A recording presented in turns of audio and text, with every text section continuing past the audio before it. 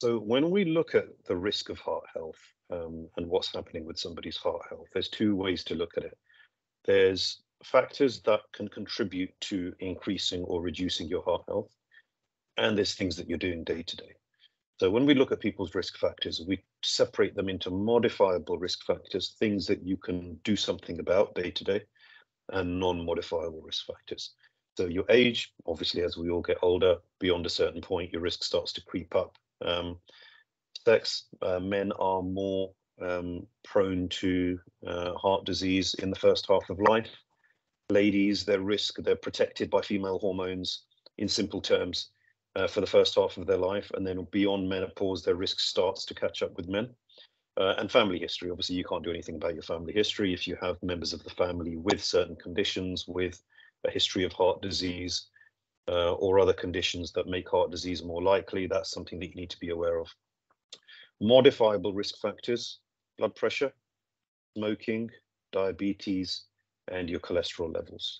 And with cholesterol, there's a little bit of detail to that. How high are your good and your bad cholesterol levels? That balance is something that's important. And that's what we need to look at. And then in terms of the day-to-day, how much exercise do you do? What's your body weight? And clearly diet has a very, very important part to play, and that's something that we need to look at as well. So there's probably two sets of warning signs that we need to look at. The signs that you're having a heart attack right now, okay, so for example, would include the obvious chest pain, which people classically describe as a crushing pain like an elephant standing on their chest, would be one description that you sometimes hear.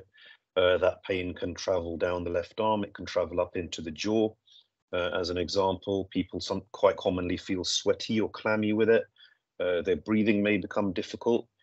Chest pain can vary. Okay, so if you're having chest pain, guessing whether it's your heart or not can sometimes be a little bit difficult. So, and in fact, it's quite unreliable in some circumstances, particularly if you have a condition, for example, diabetes, where your sensitivity to pain can be affected.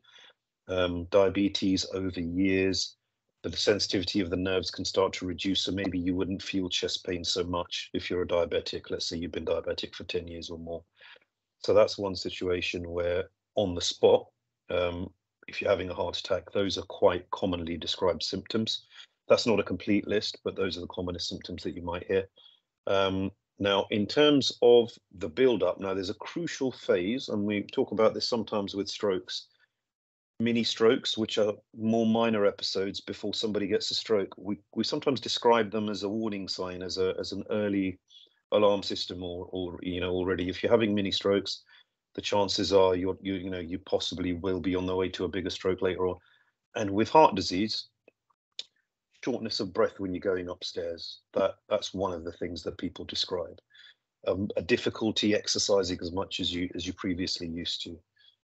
Again, pain. So pain that's triggered by exercise. So going up the stairs, maybe going up 2 flights of stairs. If you work in a larger building, you're in goods habits and you start to take the stairs, and you generally take the stairs, maybe the height that you used to go to before you get any discomfort in your chest or your breathing, that might start to have reduced a little bit. Sometimes people describe it as, oh, I just thought I wasn't as fit as I was before.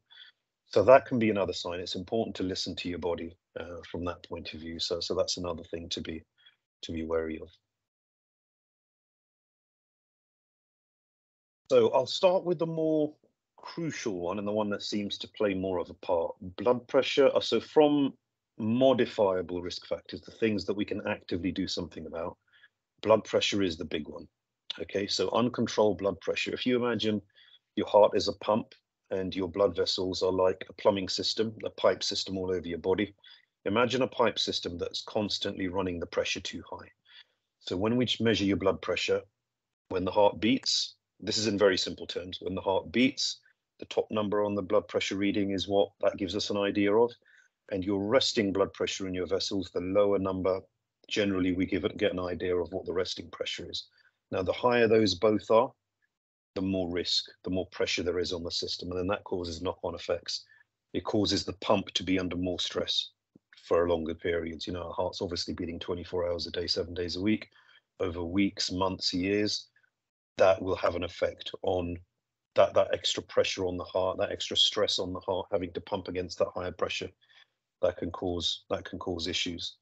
Cholesterol levels, that's a whole subject in itself. In simplest terms, and there's a wealth of information on this on the internet, the British Heart Foundation website, just as one is a very, very good source. The detail of foods that cause your cholesterol to get worse.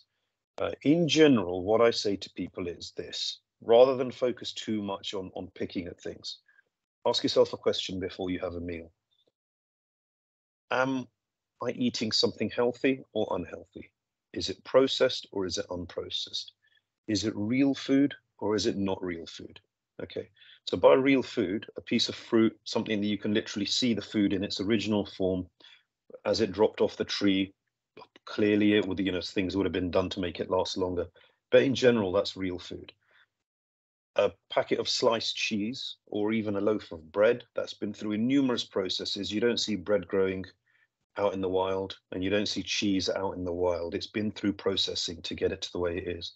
Now that involves numerous processes that start to make the food, for again, a whole subject in itself, unhealthier in many ways. Ask yourself that question first. Good cholesterol is a little bit simpler.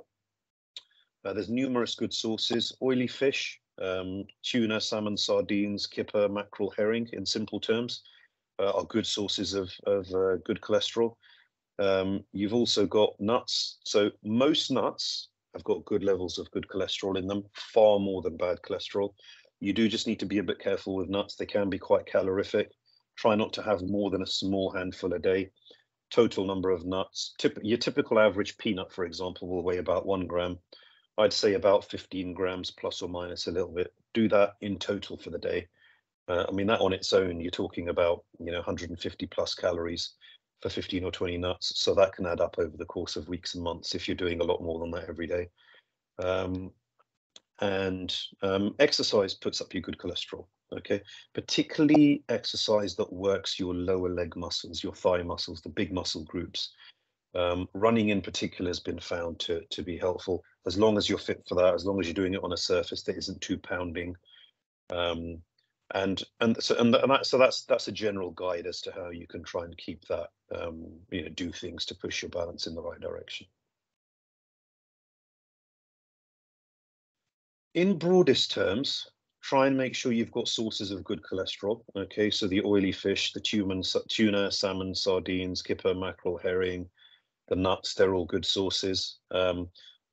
Almonds, you need to be a little bit cautious of, because a lot of almonds that we buy have had the oil already extracted and to sell separately.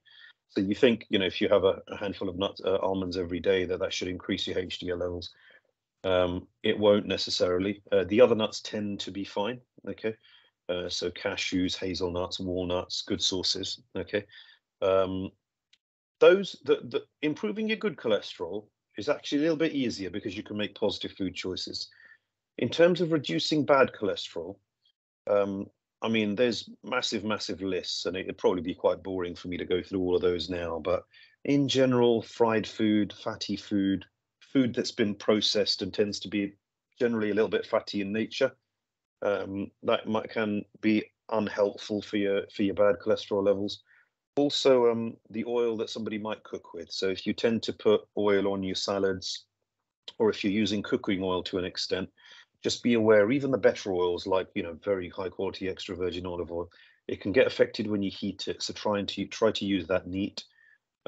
This is a whole subject in itself, and it might be something that we do a video on another occasion, because there's a lot of detail to this. I mean, dietitians make whole careers advising people on this, so it's that's something that is probably better for individuals to be talking to someone about their specifics, because it's easy to talk generally, but none of us have identical diets, and we all have different tastes.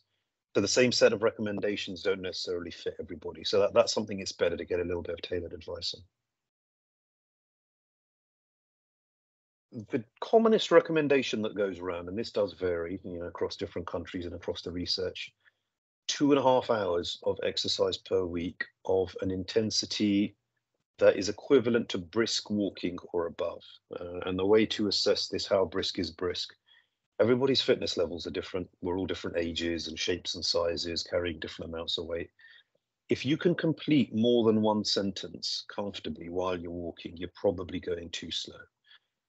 So you want to try and go quick enough that you can complete a normal length sentence, but not any more than that. If you're doing that, that means you're going at a reasonably brisk pace. And 2.5 hours. Now, how you stack that up is completely up to you. Okay, the research, as far as a lot of it goes at the moment, suggests that if you did half an hour 5 times a week, that adds up to 2.5 hours, 150 minutes. I mean, some people might do 45 minutes 3 times a week, again, roughly the same amount of time, almost. Whatever works for you. I mean, if you're going to try and do something that isn't going to work for you or be sustainable, then it's all just theory, right? If you can try and get yourself, get above 2 hours, and most of us, if we really break it down, sometimes it's worth doing a time audit, have a think about how you're spending your day, add up the screen time, the sitting time, the TV time, traveling time, all sorts of things that we can look at and maybe try and cut back on, work out how much of it is essential, work out how much of it we might be able to work with. Generating half an hour a day shouldn't be too difficult.